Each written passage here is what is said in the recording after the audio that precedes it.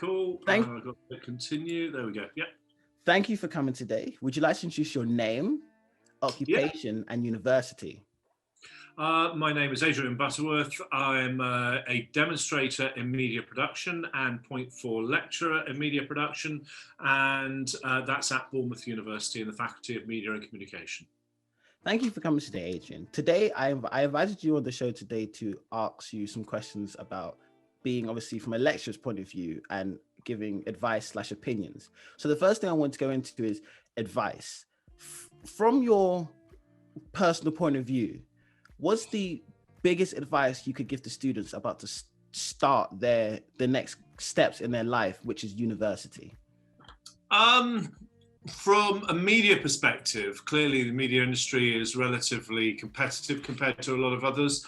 And actually, although the competitiveness is not as bad as it used to be, because we've now got over 1,000 television channels and all of social media and everything else going on, I would still give the same advice that's always given, which is to get some work experience, get to know what the industry is about, just from the point of view of creating something that's already on your CV, getting showing, being able to evidence your enthusiasm for what that, for your love for that area, but also getting an insight into what it's really all about. I mean, the worst thing that can happen to a student is to get towards the end of their first year and decide, actually, this is not what I thought it was. I'm not into this anymore. I am going home.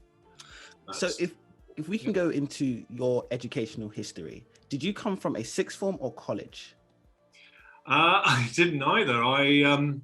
I didn't need sixth form because I was going to be a multi-millionaire rock star, and apparently they don't need A-levels. So when I failed them the first time, I didn't think I needed them the second time either, and failed again. So I went off and I worked as a plumber for a couple of years. I was a Cala gas engineer, which I really enjoyed, but then was made redundant and thought, I'm a bit older, a bit wiser, and actually perhaps I ought to give this college thing a bit of a crack. And I did an access course because I didn't have those A-levels. I couldn't come straight to do a degree. I thought I'd do an access course for a year and see if there's any possibility, because I'm only a plumber. But I did. I went and I really loved it, and I learned Spanish and I learned German, and I did a media course, but on the access course you do other things as well, and loved it. And then got a place in Falmouth, Falmouth College of Arts, as it was then. It's now University of Cornwall, or Cornwall University or something. And I did an undergraduate degree in. Sorry about my phone keep going. It's all right. An undergraduate degree in broadcasting. Which was brilliant. There we are, it's on silent. And I thoroughly enjoyed it. I did expect all the way through first year, I expected somebody to tap me on the shoulder and say, "Oi, Adrian, you're a plumber. Go home now." But they didn't. I did all right in the marks and did enjoy myself as well, I have to say. I ended up with a 2-1. And then I left there. I worked in local radio for a year, as a journalist, and thought, well, maybe I ought to get some journalistic qualifications. And so I went and I did what was in those days called a postgraduate diploma in broadcast journalism. It's now a master's qualification with a little bit added on to the end. So I did my PG dip, as they were called, and then went and worked full-time in ultra-local television. So I worked at Taunton TV, which was a very small little TV station, but we had 110,000 people in our patch, 47% tuned in every day. So that means that 50-odd thousand people a night watched me on TV in a very small area. Meant my fame was huge in Taunton and Wellington, but I could drive 5 miles down the road and nobody heard of me. So it was in a way the ideal type of fame. You'd walk into a shop and you'd hear somebody say Taunton TV somewhere behind you. Like, all right. Gives you a bit of a weird impression of the world, because the people that come up and talk to you in those sorts of situations are those that don't have the inhibitions that most people have. So you get a slightly different perception of the world, but very pleasant experience overall. You know, I used to cut the ribbon at the Fate and hand out the darts trophies and all that sort of thing. So I did that for a couple of years. Sorry? Oh, no, so carry on, sorry. Yeah, so I did that for a couple of years. And then I ran one in Bristol, and then moved to the south coast to run 2 very large ones in Portsmouth and Southampton. And I was, so in Taunton, I started off as news editor, and I'd read the news, and I'd been a reporter so I read the news for 18 months, I'd been a reporter for 18 months as well. And then when I came to the South Coast, I was then head of broadcast operations. So I was in charge of 2 TV stations, 35 staff, and ran that for, I don't know, probably 2, maybe 3 years. And then was advising at parliamentary level about the future of ultra-local journalism, and we were getting very excited about digital licenses coming online and things like that. But then because Freeview had come along, and we couldn't get space at that point on the Freeview service, the bottom fell out. We just couldn't get the advertising revenue, and so I had to go and look for employment elsewhere in television. Ended up working mainly in shopping TV in London. The old adage that you should be good to people on the way up because you'll be seeing them on the way back down again came true, and it ended up being very beneficial, because not only did I get into working in London in the first place because of people I was working with at the time, but there was one day when I walked into one channel to work as a camera operator on the studio floor, and was being shown around by the production manager. We walked into the gallery, and the producer of the live programme basically stopped everything, turned around and went, "You're Adrian Butterworth!" And it turned out that she'd done a work placement at Southampton Television. And so she was sort of quite in awe, which is a weird situation, because I'm then, although I was older than her and clearly more experienced, still she was the producer of a live national television channel that day, and I'm like, wow, so it's really nice when those things reverse. We ended up best of friends. I used to give her a lift to work every day, and then I saw very rapid promotion through that particular company. Other companies, there was another one where somebody had written their first ever reference, had gone and worked for this TV company, worked all the way through until she'd become channel manager, and she gave me some freelance work there. So that was nice. So I did that for a few years, and then came and worked. Now this is up to 2007, I think. Came and worked. It's a bit of a coincidence. Driving to Bournemouth to go for a day on the beach, and the people in the car said, "Which beach should we go to?" I'm like, "I don't know. I've been to Bournemouth before." But one of my editors at Southampton TV lives in Bournemouth. I'll give him a ring. So I rang him while we're stuck in a traffic jam, hands-free on it, and he said, "Oh, you should go down to Westbourne. By the way, there's a job going at my work." I'm like, "Where do you work now?" "Bournemouth University." So I went, and I said, "How much do you get paid?" And I'm like, "Well, that's half what I get paid." And he said, "Well, just come and have a chat. You never know. You might want to end up working in a university." I'm like, "No, people who can do, people who can't teach." And that's what I said to him. So I went to the interview, and before I knew it, had been talked into it. And was like, "Well, it's just freelance, all the stuff in London, so I can come back to that any time. I'll come and teach." So I taught for the first term. We were still terms before semesters then. I really enjoyed it. I went back up to London for a week at Christmas, over £1,000 in a week, which was a lot of money in those. A lot of money now, a lot of money in those days. But didn't enjoy it that much, and thought, no, I think teaching's probably, it's not, the money's not as good, but I think maybe that is my future. So I finished the 1-year contract then, got a master's, upgraded my postgraduate diploma to a full master's in multimedia journalism. And then the contract ran out, and there wasn't a position. There just wasn't a position. They'd made some redundancies at that time.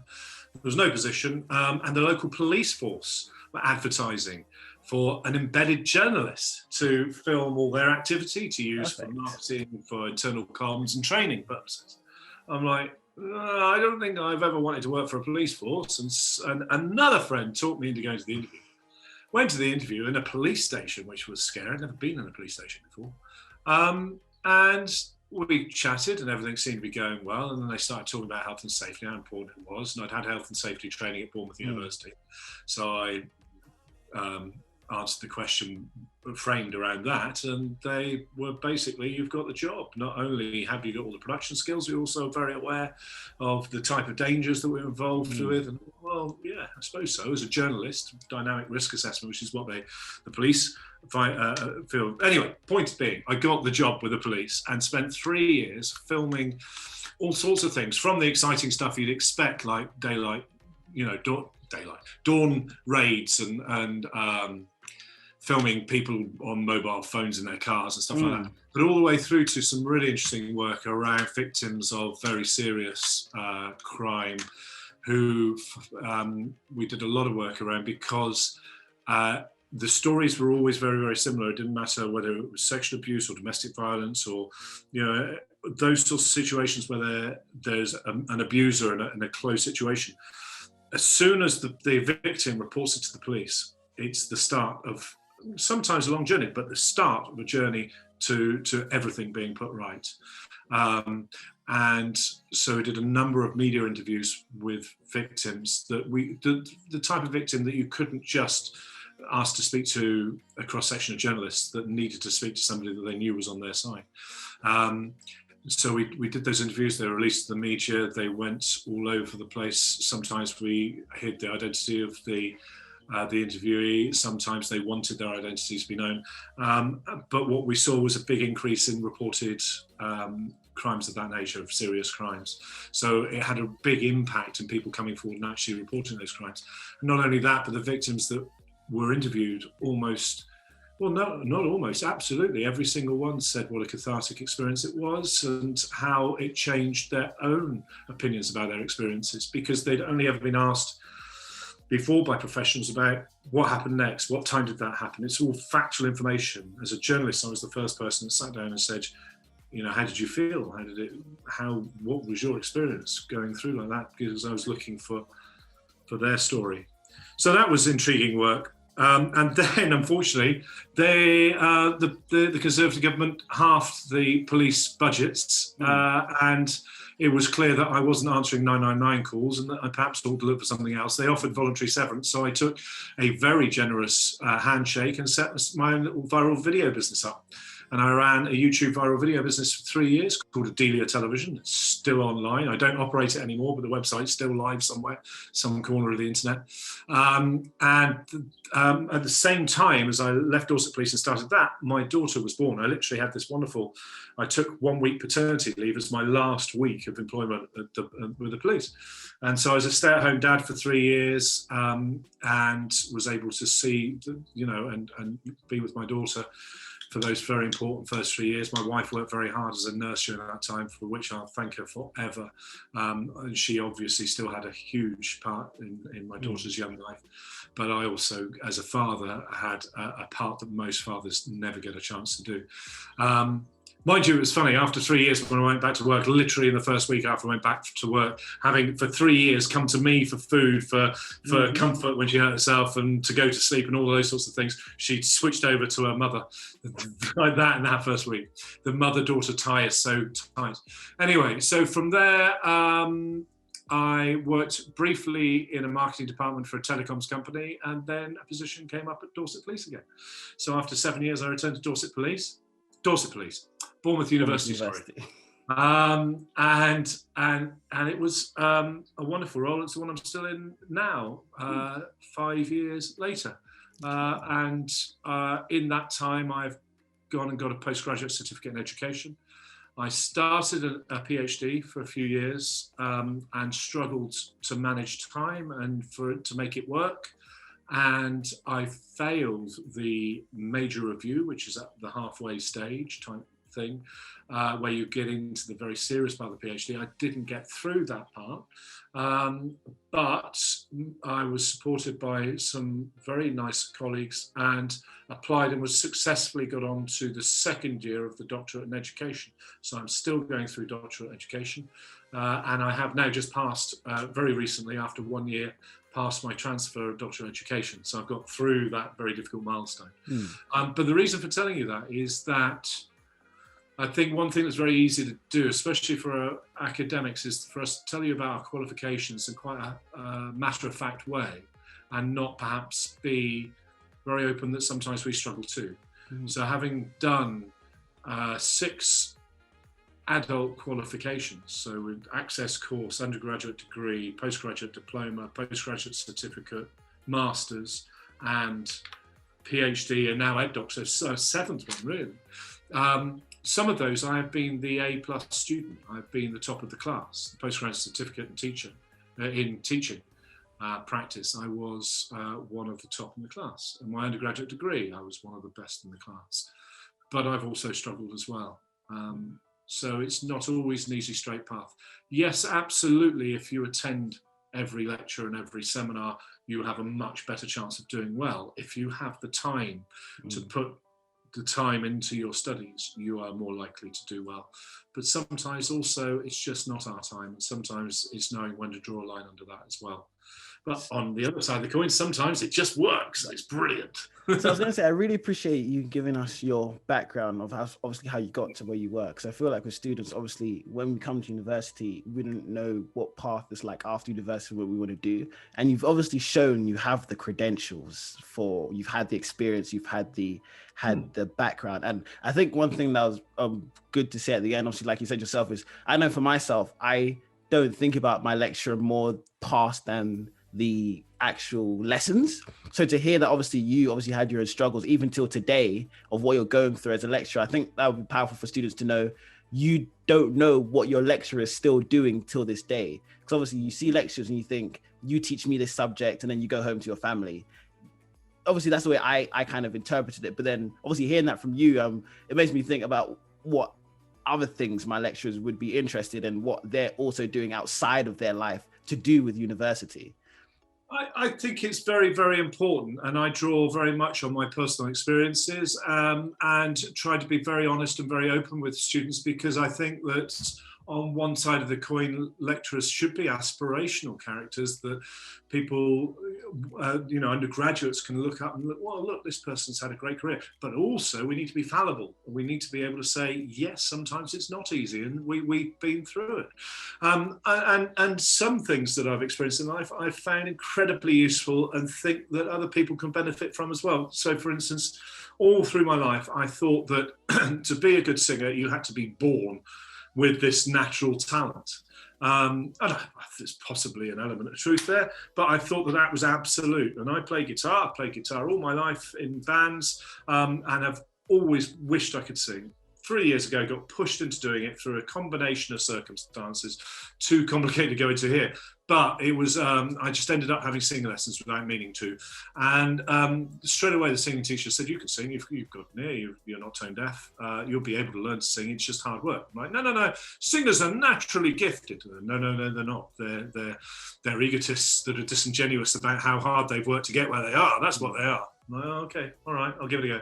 So having had a bass player leave the band twice because I can't sing, a year ago I finally got good enough that we started playing regularly in the local pubs around Bournemouth. And if it wasn't for lockdown, you'd be able to find me in a pub most weekends now singing professionally. So to go from not being able to sing to being able to sing professionally, I think is the strongest example I can think of. But there are many times when I have found that pure effort will get me over the line with stuff that I thought I never could do. The thing that defeats us most often is our own beliefs that we can't do it, and we can. So if we now go into advice in different categories, if we first start, advice for students who want to come and study media at university as a general, not specifically Bournemouth, but what advice would you give to students who obviously, so they're in sixth form, that they might be taking media as a course, or they might be curious of media as a university course. What kind of pathway / guidance could you say to help? There's lots of different things to say here, and of course I'm only going to state my own opinion through my own experience, which is fair enough. That's why you've got me here. But I think as far as pathways are concerned, they're not quite as obvious as you might think they are. The most important thing, if you are interested in media, as I said before, is you should go and try it. Go and work at your local radio station or regional television or newspaper, whatever it is, or website. Nowadays, there's such a huge array of... When I went to university, there were 4 television channels. When I graduated, there were 5. There's now over 1,000. So, the jobs are there. You can go and do work experience. So do that and check it. But also... it's not necessarily all about going and doing degrees in media. I did, and obviously the students that I directly trained do as well. But I can't tell you how many people I've met in the media who did not do a degree that was media related. For instance, there were a lot of people I worked with in broadcast journalism who came through the route of international relations or I don't know what other ways, but there are quite a few. I mean, you meet a lot of financial journalists who clearly didn't come through a media degree, but came through either accountancy or something like that, that perhaps that studied something entirely different. There's a chap I know who was a television presenter on a legal channel, and obviously his background was in law. So yeah, it's not as black and white as just this is it, this is the path. No, and then with all of these things, pick something that you're going to enjoy, pick a place that feels right and go for it. Whatever you do will be right for you by its inevitability, really. I think most people who go to university enjoy the process. You're going to a place that's your first time of living away, you've got lots of friends, although your classes feel relentless and as though they're a tremendous amount of work, they're nothing compared to a 9-to-5 job. And I think most students, if you actually sort of nailed them down and said, yeah, all right, yeah, I work in the local supermarket in the holidays, it's relentless. Whereas the few hours a week I'm expected to be in seminars and lectures is not so bad. But sometimes, the problem with the university and undergraduate degrees is that you're responsible for your own work. And so sometimes that feels more pressured. But anyway, to get back to the advice, as I say, do what feels right, because you really don't know what the future is going to hold. One of the pieces of advice I give a lot is that careers are non-linear these days, in that there's not many people that I know that have left university, gone into the job that they qualified for, and then stayed there for the next 30 years in the same company. There are a few, but most people jump around, especially in the media. 2 years is a good amount of time to work in a media job. But yeah. That's it, really. Relax, I think. Relax. Take it easy.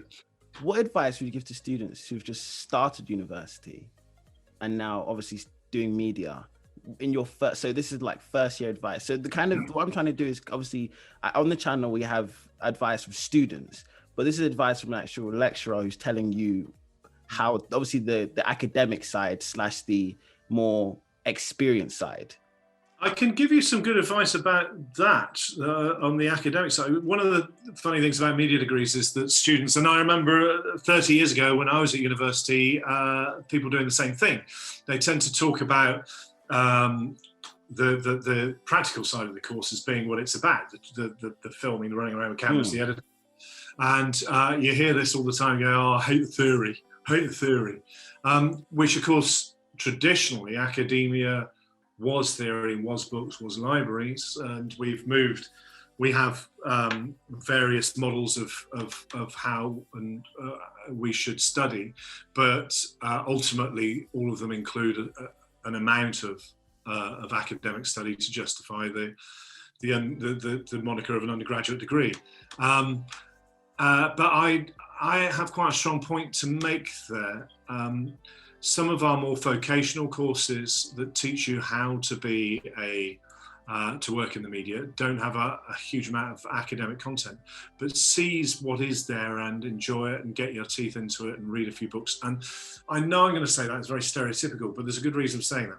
When I left university, we thought that learning how to use the cameras and the edit suites was the most important thing we were there for. Now, I learned to edit audio tape with a razor blade. That was in 1999. We used to cut the tape with a razor blade. We'd mark it with a little pencil, China graph pencil, get our little yellow China graph pencil, mark the tape. We'd pick up a razor blade and we'd cut it at a 45 degree, well, at an angle, I think it was 45 degrees, on a cutting block that was on the tape deck. This is when I was doing, this is when I was taught this at university. I did a work placement during university at the BBC in Jersey. That's how I did it. And then you go to the end of your edit point, you cut it again with a razor blade, and then you stick the tape back together with a little bit of special tape. and then you play it back on and it played again. So that was analog editing in 1999. That was sound editing. On the video front, we had VHS tapes, great big black plastic tapes. You probably just about remember them. And we'd have two machines on one side of the desk, and we'd have one machine on the other side of the desk. And we would put our tape that we recorded, our rushes, recorded from our camera. We'd put two of the tapes in one side, and we'd put a recorder tape in the other. And then you had to mark in points on a little digital control panel. So we're digital, and that would control this one to play back, and this one to start recording at the same time at the right point. And then that one would stop, and then this one would play to make the edit into the next clip if you had two machines. It was that complicated. Anyway, point being, I graduated, went to work at the BBC that I'd done work placement at, and they handed me a mini disc. Completely digital format. Okay. No tape and type, no razor blades, no sticky tape, but a mini disc with a little tiny LCD screen, which I had to mark in and out points in time code to edit on it. It was brilliant. I meant I could sit in my car and edit my news packages. But it was an entirely different skill set to that I'd spent 3 years learning. In video, it was a few years later, but not that many years later, probably 2-3 years later, that I was editing on computer, on non-linear suites. So I went from linear suites with the tape to editing non-linear. I don't think it was that much later. Anyway, you get the point. It's technology marches on very quickly. Not only that, but the workflows, the processes vary from company to company, from workplace to workplace. So the practical side of the degree, yes, it gives you the fundamentals. Yes, it gives you an understanding of workflow. And yes, it means that you can adapt very quickly. When the technology adapts, you have the basic language and all the rest of it. But don't fixate upon it. The equipment that you worry so much during your 3 years will be in a skip within 5 years of graduation. But what doesn't go out of fashion is the theory. The book, I can't see it right now, but the book that I enjoyed most at university was Vladimir Prop, Morphology of Russian Folktale.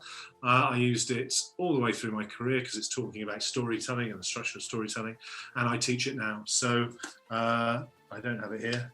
Well, I do have another one. And this is the other reason. When you're at university, you learn how to read books, learn how to get a lot of information out of a book very, very quickly, and you learn how to assimilate that into your learning and into your outlook into the world. And I was working at a TV channel as a studio floor camera operator, which meant I was standing up for 12 hours a day filming people selling stuff on Shopping TV. Not perhaps what I'd envisaged when I was at university. And they said to me, would you like to earn £50 extra a shift and sit down? Yes. And they said, well, you could be a tech op. Do you know how to line up cameras? Yes. Did I know how to line up cameras? So I bought a book. I went to a shop. Shops used to have books in them, and now you'd have to go to Amazon. But I bought this book. I used paper money, which I gave to the person, none of the plastic in those days. And I was able to read this and work out exactly the information that I needed to be able to line up the cameras on that first day a week later, and I did, and I got the job, and I earned £50 extra a shift. So this book, which I probably paid a tenner for, returned on investment on the very first shift. How much I paid for it? But yes, would have been something like that. Does that answer your question? Yeah. So if we now go into the second year, what advice do you give to students who have gone from obviously the first year of the integrate? Because first year's more, I'd say, from my point of view, is more about learning the basics, the concepts, the kind of easing you into the university lifestyle. But when year, as a second year student myself, I feel like university has now gotten harder because it's no longer that base. We're building on what we learned in our first year, but in much more detail. But obviously, I come from a computing degree. So what would you say from a media? No, I think that's probably very fair to how the learning progresses through the type of university Bournemouth is. And it's based on very sound principles. In the first year, exactly as you say, you learn principles of study, because people could be coming from all sorts of different subjects.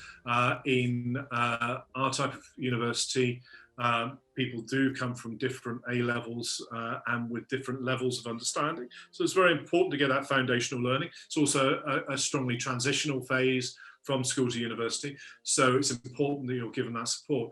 And then the second year, we try to move away from that. It's not that it gets more difficult, it's that you get less support.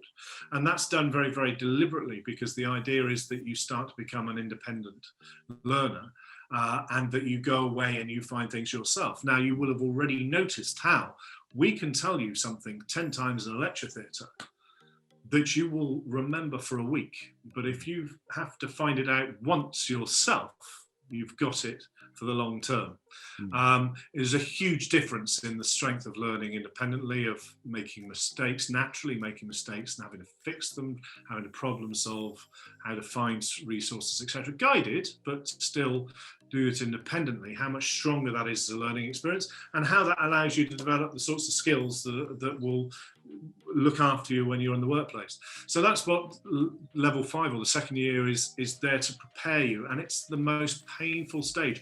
And would you believe it's not changed in the 30 years that I've been around academia, because I remember my pain in my second year as I moved to an independent form of study, and I really struggled. And my marks dipped in my second year, in common with a lot of people. And then in the third year, you become wholly responsible for your journey, and your supervisor will just guide you and will provoke the type of inquiry that you really, it's your work, you own it, and you're guided and provoked towards those, finding your own way. And the third year then becomes the completion, if you like, of that journey, which is a fantastic sensation, to then become a fully independent learner. And I make a distinction between that form of learning that we do at Bournemouth University, and we did at my university. I went to Falmouth College of Arts, as you know, and what you might have in a red brick university, a Russell Group university, okay, where in those universities, they are taking people who are studying more traditional subjects, that will have studied them at A level and will have studied them to perhaps a higher standard degree, because there is a strata there is a difference in entrance requirements. So they perhaps don't need that. So on the first day of study, certainly at Oxbridge, I have it on good authority from an Oxbridge colleague that they turned up with their books ready to work independently from day one. And so one of the things that I think, and I'm always trying to break the mold, and it's the worst thing you can do. Sometimes you have to accept you don't know everything, and the things are the way they are for very good reason.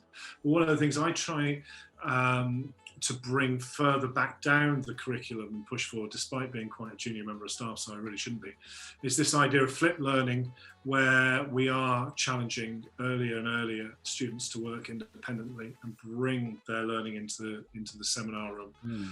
And so we become very much this idea of the guide on the side rather than the sage on the stage. And believe you me, I love to be the man at the front, talking to 300 people at a time, telling them how brilliant I am and how much I know about a subject. But I also understand just how strong it is learning-wise for me to sit in a seminar room and listen to 10 presentations from people who've gone away and learned stuff independently, and how much more value those people get out of that learning. And at the moment, we do that very productively at level 6 and third year. We do it less productively at level 5 in second year. And at the moment, we don't do it at all in level 4 and first year. And personally, I think if we set that expectation up from first year, a seminar guided flipped learning approach will get a lot more mileage out of it.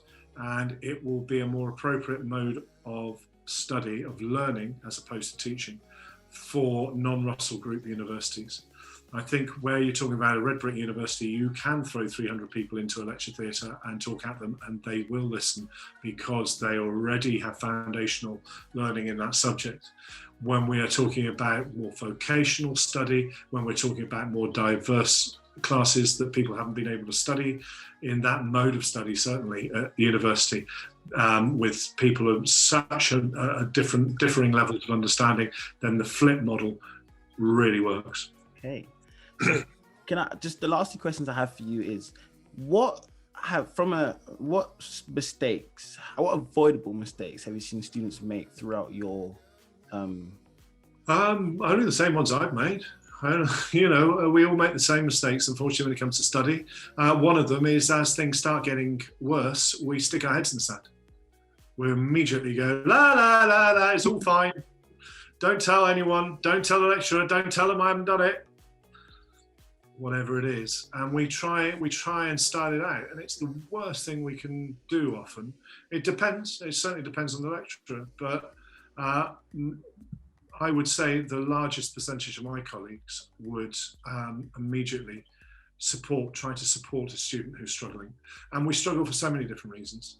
Whether it's just because the subject is something that we hadn't studied before, whether it's because we've got a job outside of university, whether it's because auntie died last week, or actually worse. So the worst one seems to be when the dogs died, or cat. Oh my goodness, don't say that. I've got a cat.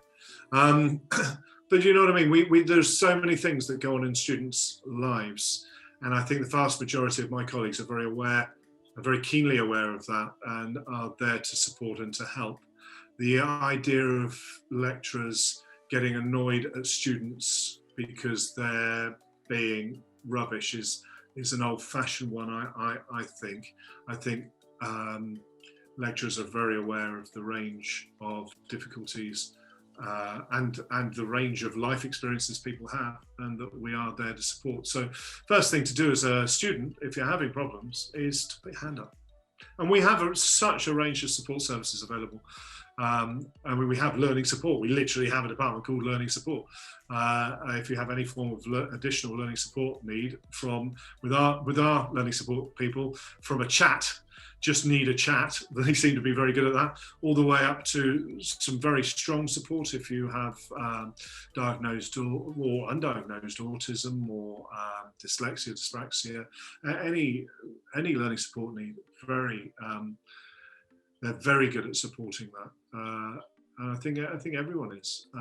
It's very important that we're aware of neurodiversity, and as I say, what people are doing outside of university. I know I've had students who are primary carers. I had one student a few years ago who just wasn't getting the work done, and I could feel the frustration in quite a number of the teaching staff. Why this is an intelligent student? Why are they not putting the effort in? And then eventually one day they told us they were looking after their grandparents who'd brought them up. And now got to the age where one of them had gone into a home, the other one was still at home, and they were the primary carer for both of them. So, for the one at home, if you see what I mean. So yeah, you just don't know.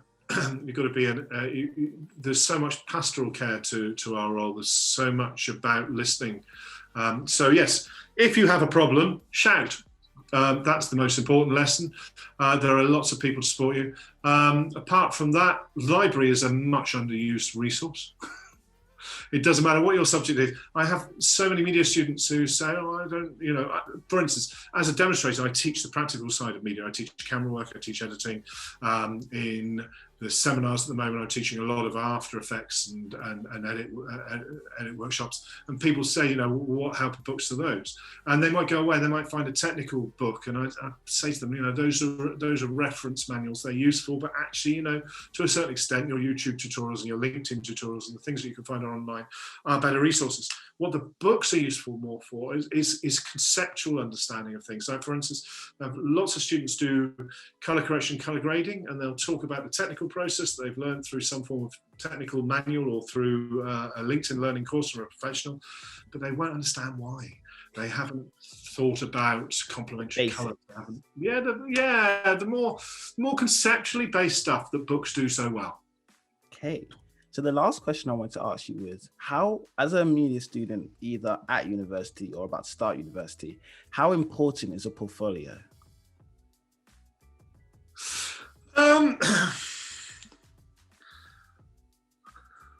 That's a difficult one for me to answer. Remember, as I said at the start, I am a demonstrator, point 4 lecturer. I've been teaching at university again now for 5 years. I'm relatively early in my career, so that's a more difficult one for me to answer. My instinct would be it's not as important as a lot of people would think it would be. What it will do is it will demonstrate enthusiasm, and it will mean that that person's got experience, and it will also mean that they're building upon something they already have as they go through their degree. But as to whether you have to come to university with a fully formed portfolio, I would say no, you don't have to.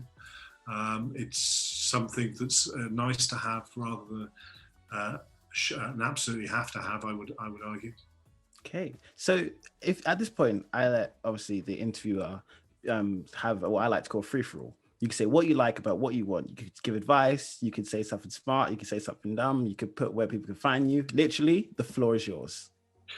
Learning is the most incredible thing you can ever do. It's when you learn something, you change. Even if it's something really small, you change in some small, indefinable way. But when you learn, it's the only way you can truly change. Lots of people, throughout my life, people have said, oh, you should change, you should do this differently, or you should do that differently. You cannot just do that. You can't turn a switch and change as a person. You fundamentally will have the same belief systems, the same outlook, the same way of looking at the world. You may be able to pretend you are different in some way, but the only way to actually grow and change is through learning. And that's a natural process. You don't have to force it. It's a natural, enjoyable, fun process if you choose it to be so.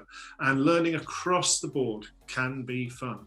As I say, I said earlier about learning how to sing, that seems like something impossible. If you're not one of those very few percentage of people who are tone deaf, you can learn to sing. That's amazing. My daughter has started playing violin. I picked a violin up off the internet for 20 quid. I'm now learning my grade 1 violin with her, and we're doing it together. It's brilliant. We've learned our grade 2 piano pieces together.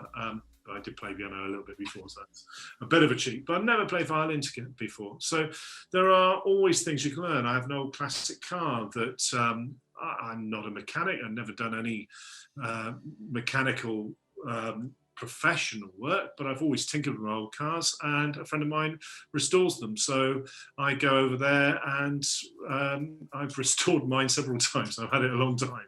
It's needed several restorations. So yeah, I think the most exciting thing in life is learning new things, and it's the only way you can change as an individual. Maybe you don't want to change. Some people are quite happy with where they are. But if you want to change, grow and develop, learning is where it's at. Enjoy it, have fun with it, and don't restrict it to university. Open your eyes to the world. The university is only a method of learning. It's only one part of learning. Learning is obviously something you do as a lifelong thing, and university is an accelerated way of doing that in certain areas.